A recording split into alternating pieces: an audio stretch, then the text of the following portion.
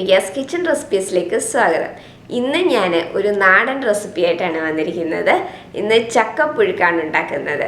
നല്ല ഈസി ആയിട്ട് ഉണ്ടാക്കാൻ പറ്റിയതാണ്, നല്ല ടേസ്റ്റി ആയിട്ടുള്ളതാണ്, ഹെൽത്തി ആയിട്ടുള്ളതാണ്. അപ്പോൾ നമുക്ക് വീഡിയോയിലേക്ക് പോകാം. നമുക്ക് ചക്കപ്പുഴുക്ക് ഉണ്ടാക്കാം. അതിന് വേണ്ടിയിട്ട് ഞാനിവിടെ ഇടത്തരം വലിപ്പത്തിലുള്ള ഒരു ചക്കയുടെ 1/4 ഭാഗമാണ് എടുത്തിരിക്കുന്നത്. അപ്പോൾ ചക്കപ്പുഴുക്കിന് വേണ്ടിയിട്ട് നമുക്ക് വിളഞ്ഞ ചക്കയാണ് നല്ലത്. അപ്പോൾ ഞാൻ ചക്കച്ചുളയും അതുപോലെ തന്നെ കുറച്ച് ചക്കക്കുരുവും എടുത്തിട്ടുണ്ട്. ഇതിപ്പോൾ ഞാൻ റൗണ്ടിലാണ് മുറിച്ചെടുത്തിരിക്കുന്നത്.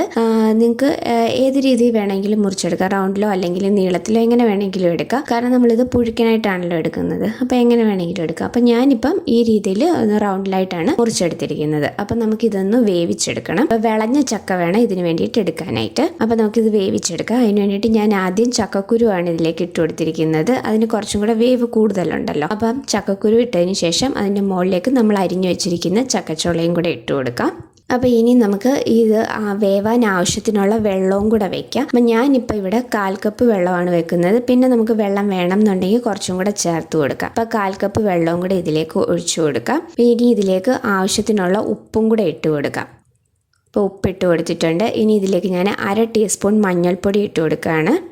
1/2 ടീസ്പൂൺ തന്നെ മുളക് പൊടിയും ചേർത്ത് കൊടുക്കുന്നുണ്ട്. ഇത് ഒരു നിറത്തിന് വേണ്ടിയിട്ട് മാത്രം ചേർക്കുന്നതാണ്. നമ്മൾ എരിവിന് വേണ്ടിയിട്ട് പച്ചമുളക് പിന്നെ ചേർക്കുന്നുണ്ട്. ഒരു കളറിന് വേണ്ടിയിട്ട് മാത്രം കുറച്ച് മുളക് പൊടി ചേർത്തതാണ്. അപ്പോൾ ഇത് നന്നായിട്ടൊന്ന് മിക്സ് ചെയ്തതിന് ശേഷം നമുക്ക് ഏറ്റവും ഫ്ലെയിം കുറച്ചിട്ട് ലോ ഫ്ലെയിമിൽ വെച്ചിട്ട് വേണം ഇത് കുക്ക് ചെയ്യാനായിട്ട്. പിന്നെ വെള്ളം വേണമെങ്കിൽ കുറച്ചും കൂടെ നമുക്ക് ചേർത്ത് കൊടുക്കാം. അപ്പോൾ ഇതിൽ അധികം വെള്ളം ചേർക്കാത്തതുകൊണ്ട് നമ്മൾ ലോ ഫ്ലെയിമിലിട്ട് വേണം കുക്ക് ചെയ്യാൻ. അപ്പോൾ ഇത് അടച്ചു വെച്ച് കുക്ക് ചെയ്യാം.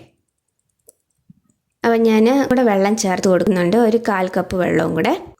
അപ്പോൾ ഇനി നമുക്കിതിലേക്കുള്ള അരപ്പും കൂടെ ഒന്ന് അരച്ചെടുക്കാം. അപ്പോൾ അതിന് വേണ്ടിയിട്ട് ഞാൻ വലിയൊരു തേങ്ങയുടെ പകുതി പീരയാണ് എടുത്തിരിക്കുന്നത്. പിന്നെ ഞാനിവിടെ 1/4 ടീസ്പൂൺ മഞ്ഞൾപ്പൊടി എടുത്തിട്ടുണ്ട്. ഒരു 6-7 പച്ചമുളക് എടുത്തിട്ടുണ്ട്. അപ്പോൾ ഇതിന് പകരം നിങ്ങൾക്ക് കാന്താരിമുളക് വേണമെങ്കിലും ചേർത്ത് കൊടുക്കാം. പിന്നെ ഞാനിവിടെ ഒരു 1/4 ടീസ്പൂൺ നമ്മുടെ മുഴുവനുള്ള കുരുമുളക് എടുത്തിട്ടുണ്ട്. ഇത് ഓപ്ഷനിലാണ്. എൻ്റെ മദറിൻലോയൊക്കെ ചക്ക വേവിക്കുമ്പോൾ ഇതുപോലെ കുരുമുളകും കൂടെ ചേർക്കാറുണ്ട്. ആ ടേസ്റ്റ് എനിക്ക് ഇഷ്ടമായതുകൊണ്ട് ഞാൻ ചേർക്കുന്നതാണ് ഇതും കൂടെ. പിന്നെ ഞാനിവിടെ വെളുത്തുള്ളിയാണ് എടുത്തിരിക്കുന്നത്. ഒരു 6-7 അല്ലി വെളുത്തുള്ളി എടുത്തിട്ടുണ്ട്.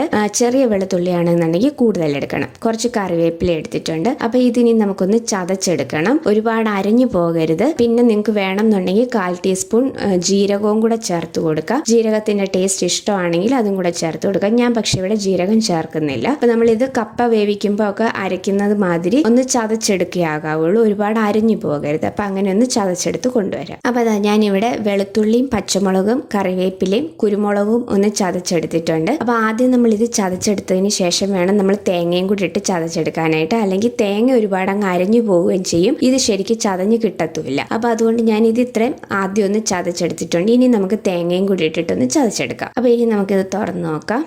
അപ്പോൾ നമ്മുടെ ചക്കയും ചക്കക്കുരും ഒക്കെ നന്നായിട്ട് വെന്ത് വന്നിട്ടുണ്ട്. അപ്പോൾ ഞാൻ 1/2 കപ്പ് വെള്ളമാണ് മൊത്തത്തിൽ ഇതിലേക്ക് ഒഴിച്ചിരുന്നത്. 1/2 കപ്പ് വെള്ളം ഒഴിച്ച് ലോ ഫ്ലെയിമിലാണ് നമ്മൾ കുക്ക് ചെയ്തത്. അപ്പോൾ ഇനി നമ്മൾ ചതച്ച് വെച്ചിരിക്കുന്ന അരപ്പും കൂടെ ഇതിലേക്ക് ചേർത്ത് കൊടുക്കാം. അപ്പോൾ അത് ഈ ഒരു പരുവത്തിൽ വേണം നമ്മൾ ചതച്ചെടുക്കാനായിട്ട്. ഒരുപാട് അരഞ്ഞു പോകരുത്. ഈ പരുവത്തിൽ ചതച്ചെടുക്കാവുള്ളൂ. അപ്പോൾ ഇനി അരപ്പും കൂടെ ഇതിലേക്ക് ചേർത്ത് കൊടുക്കാം.